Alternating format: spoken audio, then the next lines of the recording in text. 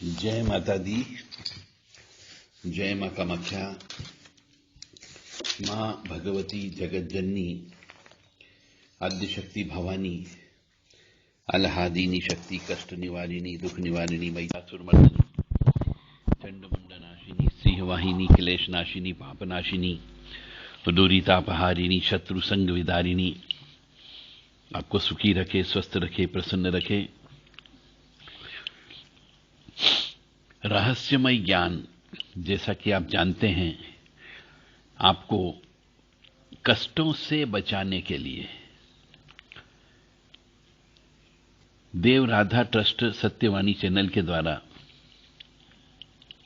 बहुत सारी चीजों से आगाह किया जाता रहा है। फिर भी यदि मनुष्य नहीं मानता है तो वो उसका भाग्य है। हम अपना धर्म निभा रहे हैं। हर एक मनुष्य का अपना अपना कर्तव्य होता है। यदि वो धर्म के रास्ते पर चल रहा है और उसे सुख, समृद्धि, शांति प्राप्त हो रही है तो वह रास्ता अन्य मनुष्यों को भी बता सकता है। इसीलिए देव राधा ट्रस्ट सत्यवाणी चैनल के द्वारा जो जिंदगी में अनुभव होते हैं, प्रैक्टिकल एक्सपीरियंस, उनको आपके समक्ष प्रस्तुत किया जाता है। तो मां भगवती जगज्जननी की सेवा करने से आपके बहुत सारे कष्ट कम हो जाते हैं। बहुत सारी बड़ी बड़ी परेशानियां छोटे रूप में निकल जाती है। इसलिए उनके नाम से घी का दीपक रोजाना लगाते रहा करें, सुबह शाम। और शाम को दीपक विशेष तौर से सूर्यास्त के समय पर लगाना चाहिए। सूर्यास्त के बाद दीपक लगाने का महत्व नहीं है, जो महत्व सूर्यास्त के समय पर है, जिसको हम गोधूली बेला भी बोलते हैं। यानी सूर्य डूब जाए और अंधेरा होने को है, उस समय जब दिन और रात का मिलन होता है, उस समय पे दीपक लगाना चाहिए। तुलसी जी के ऊपर भी और घर के मंदिर में भी और घर के मुख्य दरवाजे पर भी।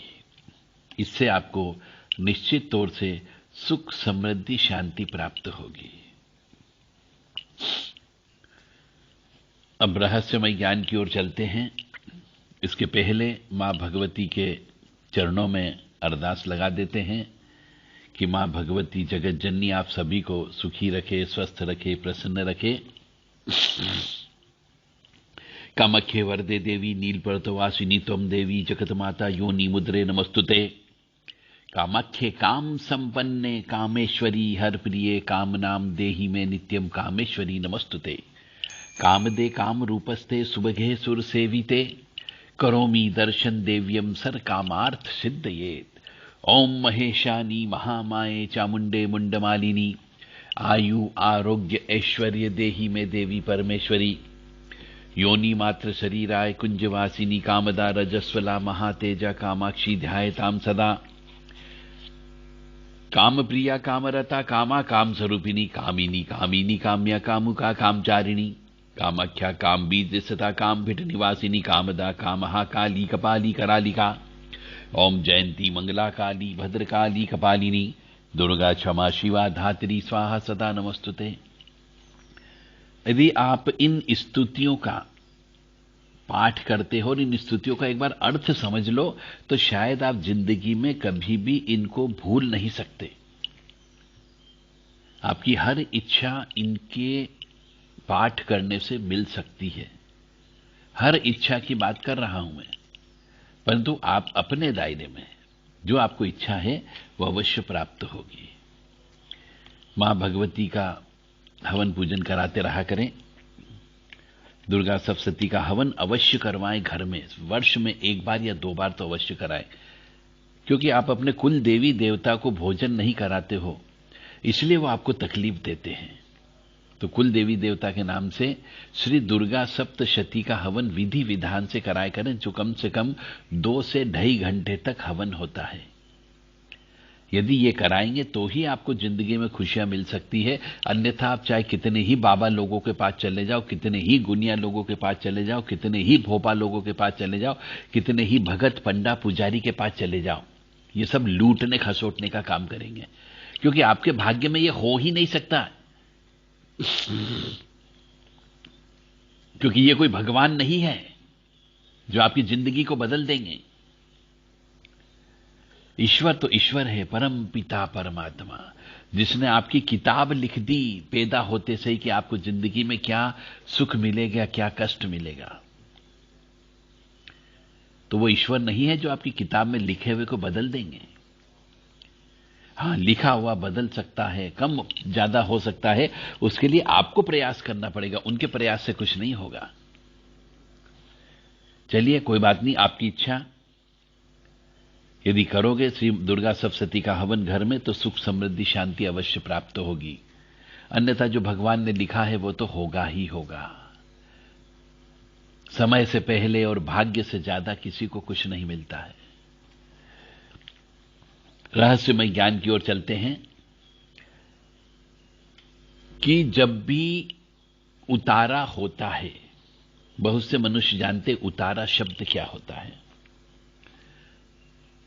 उतारा का मतलब होता है किसी मनुष्य के ऊपर कोई नकारात्मक ऊर्जा है, उस नकारात्मक ऊर्जा को शरीर से बाहर निकालने की प्रक्रिया को उतारा कहते हैं।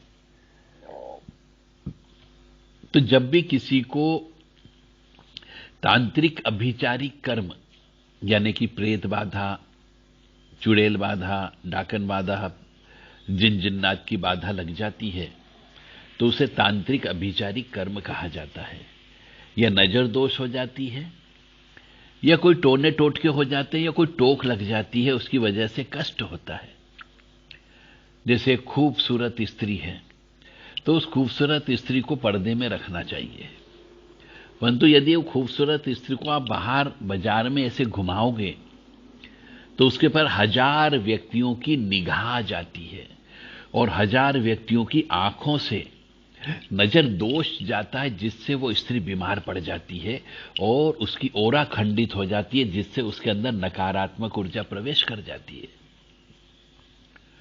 तो इसलिए कहते थे कि स्त्रियों को अच्छे से ढक करके, कपड़े पहना करके घर से बाहर निकालना चाहिए, अन्यथा स्त्री बीमार हो जाती है, चरित्रहीन हो जाती है, क्योंकि नकारात्मक ऊर्जा उसके ऊपर चिपक जाती है, नजर दोष लग जाता है और आंखों से ही अच्छी नजर भी जाती है और बुरी नजर भी जाती है, और कलयुग है, बुरी नजर ज्यादा जाएगी। तो जब भी किसी को तांत्रिक अभिचारी कर्म हो जाए या नजर दोष हो जाए या कोई टोक लगने की वजह से कष्ट होता है, तो जो तांत्रिक लोग होते हैं वह उतारा करते हैं, क्योंकि उस जो नजर दोष लग गया उसको निकालना पड़ता है, तो उसके लिए उतारा किया जाता है।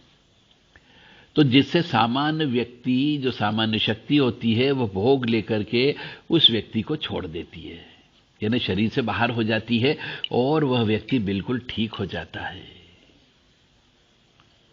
तो कुछ शरारती किस्म के लोग भी होते हैं, तो वो लोग इस उतारे को नहीं मानते हैं।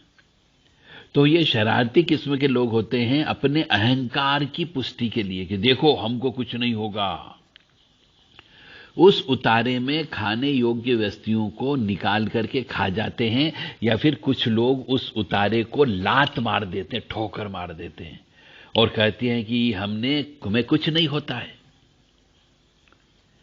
तो ऐसे में अच्छे अच्छे व्यक्तियों को हमने पागल होते हुए देखा है और अकाल मौत होते हुए देखा है।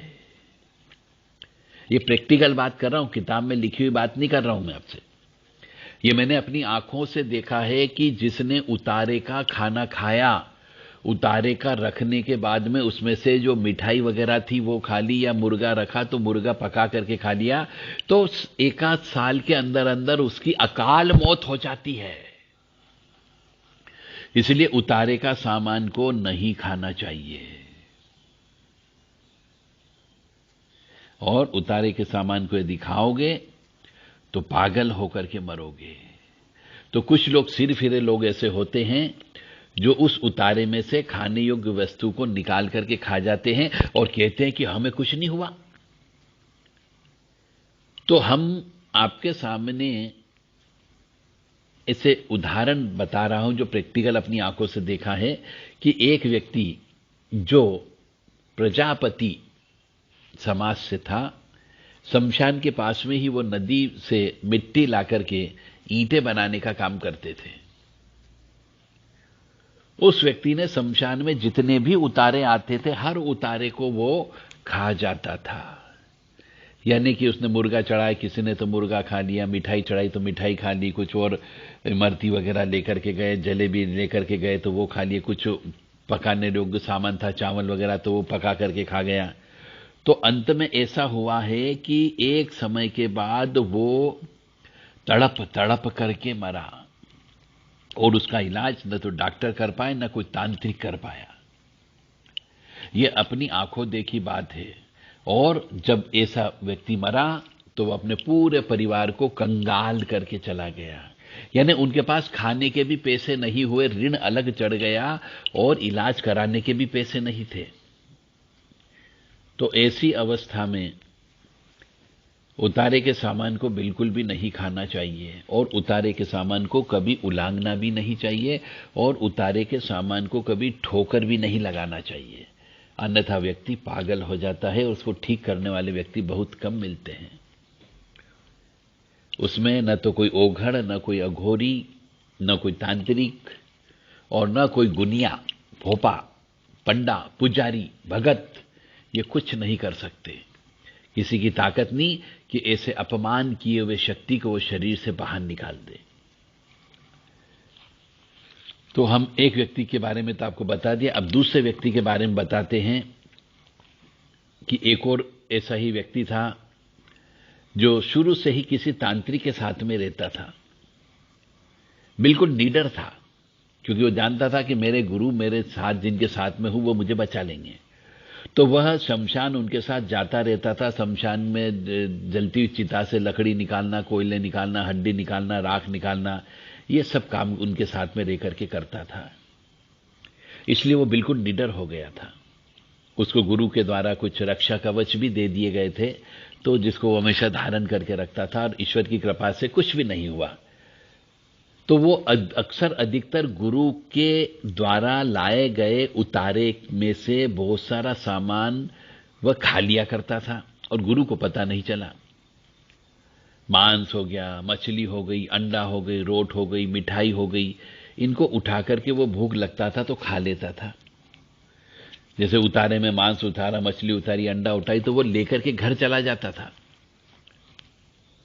तो उसे जब तक वो गुरु महाराज के सानिध्य में रहा उसे कुछ नहीं हुआ। परंतु एक बार गर्मियों का मौसम था, किसी तांत्रिक ने, दूसरे, उसके गुरु ने नहीं, किसी दूसरे तांत्रिक ने शमशान में कुछ कीलित करके, यानी जो सामान होता है उतारे का उसमें पुतली तंत्र करके, कीलित करके, सुइयां लगा करके शमशान में उतारे के साथ में रखवा दी। तो उस व्यक्ति ने उन कांटों को निकालकर, यानी सुइयों को निकालकर फेंक दिए और जो सामान थे उस सामान का उसने भोजन कर लिया। तो ऐसा कहा जाता है कि उसने जब भोजन करने के बाद में जब उसको पेट में दर्द हुआ रात को 12 बजे, तो दर्द होने के बाद में जब वो लेटरिन में गया तो उसे वहां पे भयानक साया दिखा और उसने अपना भोग मांगा उससे कि मेरा भोग तेने क्यों खा लिया, मुझे वापस दे। तो वो वहीं पर डर करके गिर गया और कुछ दिन बाद पागल होकर के मौत हो गई। इसलिए उतारे का सामान नहीं खाना चाहिए। और एक दूसरा केस आपको बता रहा हूं कि एक तांत्रिक ने भैरव जी के नाम से उतारा किया जिसमें शराब भी थी, मांस भी थी, मछली थी, और उसे एक मजदूर ने खा लिया जो आज भी पागल जैसी अवस्था में घूम रहा है। उसके भाई ने उसे बचाने के लिए तांत्रिक सहायता उपलब्ध कराने की कोशिश की तो उसके भाई के भी रोटी रोजगार छिन गया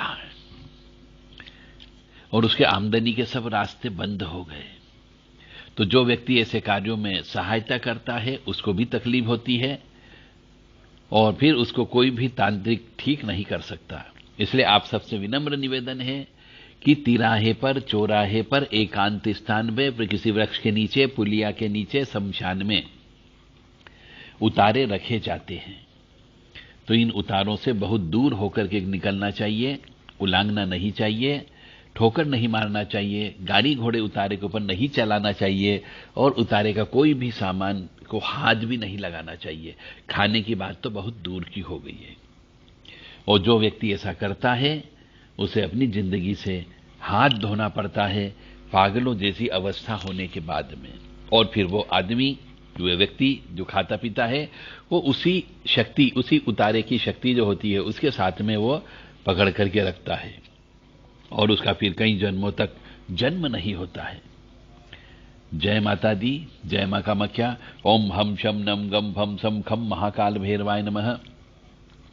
हुम झोम याम राम लाम वाम आम गुरुम महाकाल भैरवाय नमः।